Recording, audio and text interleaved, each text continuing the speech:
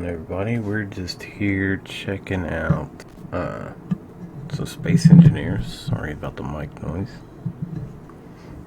And basically I've been playing this map a little while. It's a game I constantly go back to. It's fun to me, but I don't ever have anybody else to play with, so it gets boring after a while.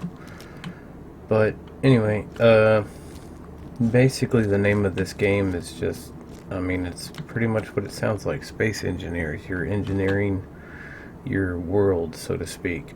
Technically, I recorded building and doing all this stuff, but I don't know, somehow the data got corrupted and like half the audio was gone and it was just a mess. So that's kind of scrapped, and another day goes on where I suck at recording things. But anyway, I'm here basically on Earth. I wouldn't call it Earth, it's just an Earth-like planet. It's basically like our solar system, but not quite. Like, that's a planet or a moon. There's another one. I think that's the moon, and I think that's an alien planet, because there's another little orange speck right there that's a moon on that planet, I'm pretty sure. But either way, so basically I landed here on a space pod, escape pod type thing, and had to scavenge it and build all this stuff. Luckily there's a lot of stuff around. Gold, nickel, cobalt, silver, silicone, iron, hydrogen made out of ice, and all that stuff. But you have to basically build a factory and use it to build things like this. I had to build all this stuff first, and you have to start off with simpler versions of them, but it's all essentially the same. This is a refinery. When you dig stuff out of the ground, you put it in here and it breaks it down into its base, like elements essentially, and you take those and you put them in an assembler and you build components, and these components you use to build all of this stuff. This is a large storage tank. Basically all the stuff I have built, this is what's in my inventory. I can get rid of some of it because it's just weighing me down right now. Actually, I need to keep some of it, but either way, small cargo container. This thing, if you notice on the bottom left hand of my screen, there's like H2, which is hydrogen, a lightning bolt, which is basically power that I have on my suit. It runs everything from my welder to my grinder and my drill. And then there's oxygen and health, but this is basically a revival station. You can use it to change your look or recharge everything. This little doodad's a hydrogen generator. You put ice in it and it makes hydrogen or oxygen. And this is just a big tank to hold it all. But you can build conveyors to go to each. You can tunnel it all together or pipe it all together. These are big batteries that I'm charging. Wind generators or wind turbines and solar generators. Big beacon so I can find my way back here. And how this stuff works is pretty cool. So basically this is my car. I just finished building it not too long ago before I thought to hit record again. Dumb. Oh well. Anyway, pretty typical. It's sitting pretty low in the back right now. I got quite a bit of weight in it. This is another storage thing. This doodad right here is an oxygen hydrogen generator. So I put ice into the storage and it pumps it into this thing, and this makes hydrogen for these things right here, which is basically a hydrogen motor. So there's 4 motors, 2 on each side and 2 It's hard to jump around on this thing. 2 hydrogen tanks in the middle, and you can plumb these various different ways, and it's actually pretty cool. I'm standing on another battery. This is a beacon. You can't really see it. I hit it just because I could, and this is like an ore detector, so I can pick up if I'm over anything cool. Little spotlight, solar panels, and all this stuff is pretty complicated. Like, if you build a hydrogen engine and put it on a car and make it a car, you can't start that hydrogen engine without or you can't start the whole process of processing hydrogen and using it for power unless you have something to start it with. So you can't start from nothing and all of a sudden, you know, be able to do everything you want. So basically what I'm talking about is I built these hydrogen engines first, but I couldn't get them started because I had no juice to start the process. So I had to make solar panels and a battery to charge up the battery a little bit, and then that gives me power to start the hydrogen engines, and then I can go from there. So with all of this system and the way it is, you can power it up. That was just the solar and battery. That should be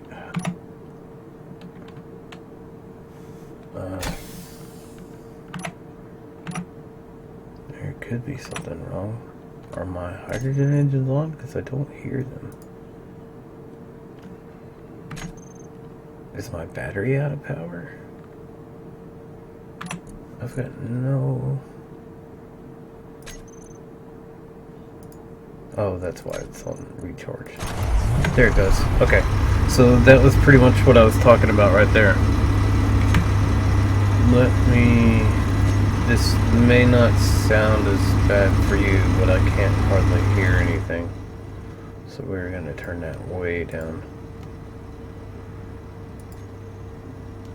But essentially, the battery was left on recharge and not on automatic, so I couldn't start the hydrogen engines. As soon as I put the battery on regular, started the hydrogen engines, boom, everything starts up and we can go. And it's a pretty fun little game to drive around in. You have to be careful because physics plays a big role in this game. So like if I just turned the corner and did a sharp ass U-turn or something, this thing would flip over, and I have done it a couple of times. That's why the good old additive of saving often helps, especially on this game. Like if you're building something or if you're exploring, save every 10 minutes, man. It will really save your butt if you're playing alone anyway. But that's pretty much all there is to the vehicles. Well, a land vehicle anyway. But that's not my point to bring us here today. Today, I wanted to... Let me park this thing without hitting anything. Let's see, park and brake and power.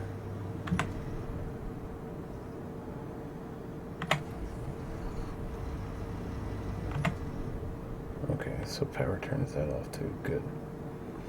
But that kills the power, so I'm not constantly running the motors or anything, and I save on power and all that jazz. And during the day, it'll automatically recharge the battery and it'll start no problem because I got the solar panels on top, of course. But given all that, the reason why we're here is because I am in the process of building a flyer.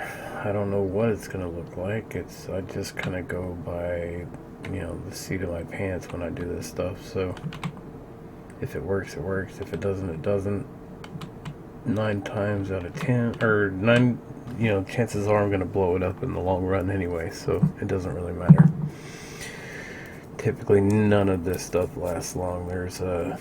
But anyway, I'm gonna shut up and start building. I guess I'm gonna do a time lapse thing, and we'll see what we come up with.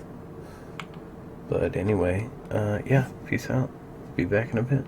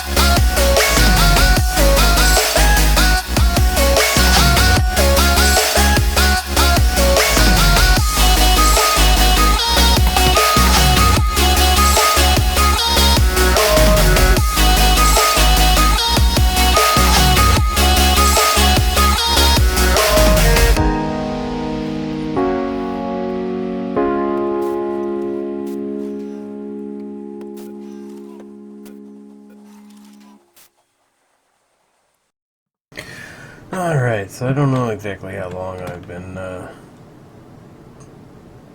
working on it, but I'm out of nickel, and I have to go get a lot of nickel. So, at this point, this is pretty much all I got. I have a storage right next to a, squashed in between all there, a O2H2 generator. This thing on top is a battery. These are, again, hydrogen engines. They'll power everything. There are 4 hydrogen tanks. So, because obviously we're flying, and I don't want to run out of hydrogen, so I want to store plenty. And it's a small craft, and I don't want to use a big tank, so I used 4. With these types of games, you have, I think it's directional thrust or differential thrust or whatever they like to call it. So basically you have to have a thruster facing each direction so you can fly correctly. So right now I have all the lift thrusters, and I think I'm going to add a couple more side-to-side thrusters left and right, because those are pretty small, and for the amount of weight this thing is going to be moving around, they're going to be pretty weak. But they should be able to do. I'm not like going to be fighter piloting the thing.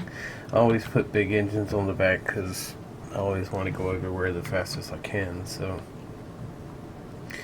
and I'll of course have to put engines facing this way towards the front of the vehicle to stop it, and thrusters facing upwards to force it to go down faster than gravity, I guess. But other than that, this is going to be a heavy craft, because there's a lot of, all these blocks are heavy armor, and you make them out of heavy armor because if you bump into something or ding something, light armor will break almost immediately, and you may end up having to rebuild this thing before you know it. So what I'm going to do is recharge everything, and then I'm going to go this way in the vehicle, and add a bunch of nickel to the vehicle. I need to get that out, all this stuff out, because I need as much free weight as possible. So we'll throw all this back in there. We'll leave the ice in here, of course, because that's my fuel.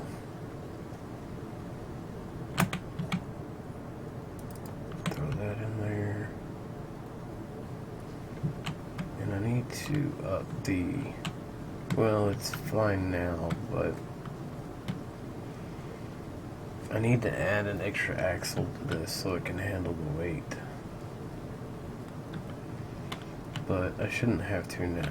I'm just gonna go get some nickel and come right back. That unknown signal is just like little things they drop in, little satellite things, and they give you a few materials, but nothing really important. So we're gonna pause here for a second, and I'm going to, like I said, recharge everything and go find some materials, some nickel. And I'll show you what that whole process is like. It's nothing special, but I still show it off, I guess. And we are operating on hydrogen, yes? I'm pretty sure we are. They're running other ways, so now you have to be careful driving around on planets and moons and stuff like that. Obviously this is made to look like Earth, so, or made to resemble Earth, so the gravity's pretty normal. It's like 1G. Where is it? 0 G's. No, 1G. Permanent gravity. Something of that nature. Anyway, you have to be careful too, going at really high speeds. Like on the ice it's okay, but you still have to be careful because you can bounce back and forth. But over land is bumpy, of course, so You have to be very careful like that. I almost tipped this thing over, and this thing will explode into hundreds of pieces if you tip it over. Now some of you are probably like, yeah, let's see that. I'm like, no, it's not.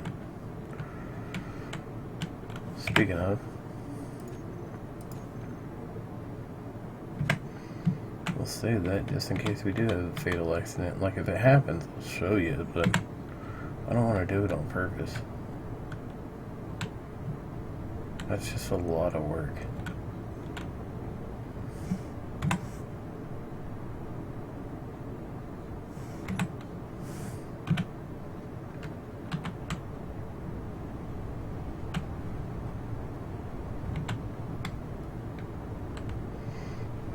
Okay. Or even this is too fast, but this is about the max speed of this vehicle, about 50 kilometers an hour. Or 50 meters a second. And we need to slow down, because there should be a hole that I started digging in, and we don't want to hit it. Still a ways off. I can speed up.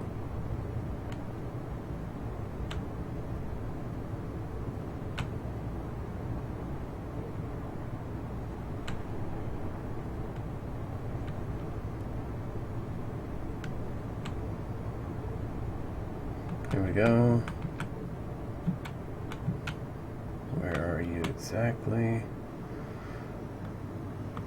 Alright, there should be nickel down here. Now what we're going to do is move this around and back up to the hole.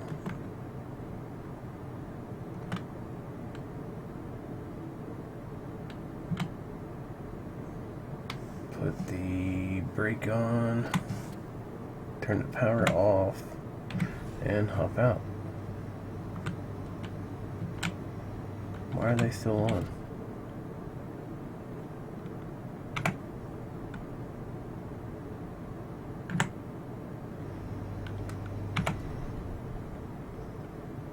Okay, that was strange.